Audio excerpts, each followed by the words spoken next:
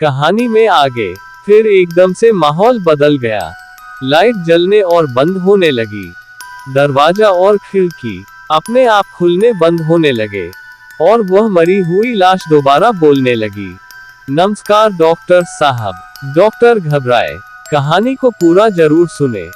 रमन और गगन नाम के दो लड़के थे जो लोगों के किडनैप करके डॉक्टर मनीष को बेचने का काम करते थे। गगन तो ये काम करना नहीं चाहता था। जब गगन ने रमन से यह काम करने को मना किया तो रमन ने कहा, काम खत्म होने के बाद मैं तुझे 2 घूंट लगवाता हूँ। गगन ने कहा, अगर हम यही काम करते रहे तो एक न एक दिन पकड़े जाएंगे। वो दोनों यही बातें करते हुए जा रहे थे। तभी उन्हें रास्ते में कोई रोड पर कोई सोता हुआ मिला तो उन्होंने गाड़ी से उतरकर उसे किडनैप करने की सोची, लेकिन तब तक वह व्यक्ति उठ गया। रमन ने कहा, आज तो बाल बाल बच गए। इतना कहकर वे दोनों आगे बढ़े तो उन्हें रोड पर एक और सोता हुआ व्यक्ति मिला। उन्होंने उसे व्यक्ति को जल्दी से गाड़ी में डाला और डॉक्टर की लैब की ओर चल दिए। रास्ते में वे दोनों खाई में गिरने से बच गए और फिर थोड़ी देर बाद रमन और गगन पहुंच गए। गगन ने लैब का दरवाजा खटखटाया तो डॉक्टर ने दरवाजा खुला। डॉक्टर ने पूछा, किसी ने देखा तो नहीं? रमन ने कहा, नहीं डॉक्टर साहब। डॉक्टर ने कहा, इसे यहाँ लिटा दो। लेकिन जब डॉक्टर पोस्टमार्टम करने के लिए आगे बढ़े तो डॉक्टर ने देखा व्यक्ति पहले से ही मरा हुआ है। डॉक्टर उसे देखकर डर गए। ये तो वही व्यक्ति है जिसका कुछ दिन पहले पोस्टमार्टम किया था। डॉक्टर रमन और गगन से बात कर ही रहा था, तभी वही मरी हुई लाश बोल पड़ी, डॉक्टर तो भगवान का रूप होते हैं, लेकिन तुम हैवान का रूप हो। ऊपर वाले ने मुझे आप जैसे लोगों को सजा देने के लिए भेजा है। और बहुत तेज हंसने लगा, हा हा हा हा। और फिर एकदम से माहौल बदल गया। लाइट जलने और बंद होने लगी।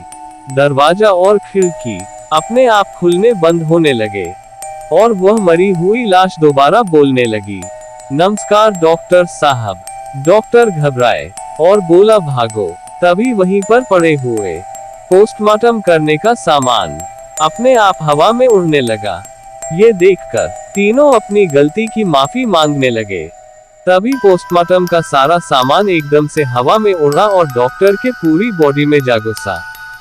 तभी गगन बोला, हम आज ही यह धंधा बंद करने की बात कर रहे थे। क्या हुआ? व्यक्ति बोला, गंदा धंधा बंद करने से क्या गंगा जी तुम्हारे बाप धो देंगी? नहीं।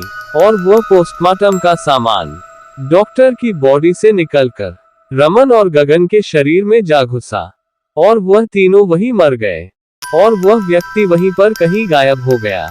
हमारी वीडियो आपको अच्छी लगी हो तो सब्सक्राइब जरूर करें। वीडियो को अंत तक जरूर देखें, तभी अच्छी लगेगी। बीच में छोड़कर गलत कमेंट ना करें। वैभव जो 26 साल का है, उसकी अभी अभी नई शादी हुई है और उसकी एक खूबसूरत सी बीवी भी है। ये दोनों हनीमून बनाने हिमाचल गए थे, जहां उन्होंने 4 दिन गुजारे। अब उनके दिल्ली अपने घर वापस आने का समय हो गया था। दोनों अपनी गाड़ी में बैठ गए और दिल्ली के लिए चल दिए। रात के 11 बज गए थे।